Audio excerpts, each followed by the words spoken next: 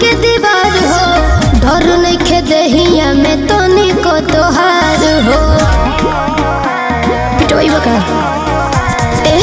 प्यार को दे आइल बड़ा फान के दीवार हो, डर नहीं खे दहिया में तो निको तोहार हो। आजे दिया में सगरोनु हमरे चलेला पूरा शासन रे पगली, पीछे घूमेला पूरा शासन रे पगली।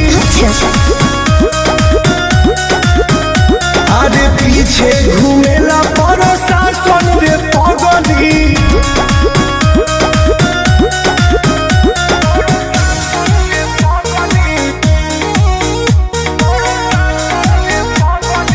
Music by Arya Sharma.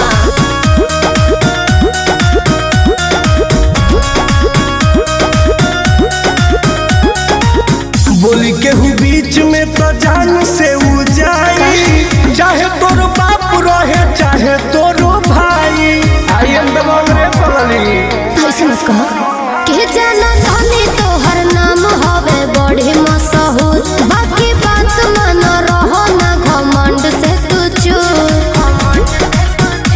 अरे हम नहीं मानी ले गोवनो के अनुशासन रे पगली, पीछे घूमेला पूरा शासन रे पगली। अरे पीछे घूमेला पूरा शासन रे पगली।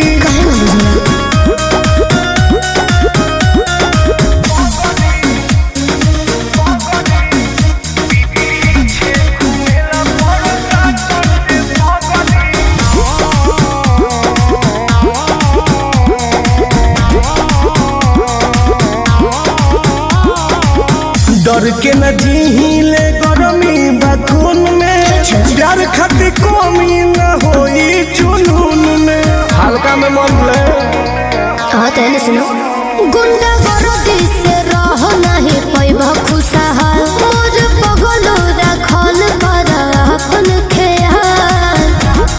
बुझल अरे टुनटुनु आनंद पर कैस नहीं सुने ला भाषण रे पगली, पीछे घूमेला पर शासन रे पगली। पीछे घूमेला पर शासन रे पगली। बस नाम ही काफी है।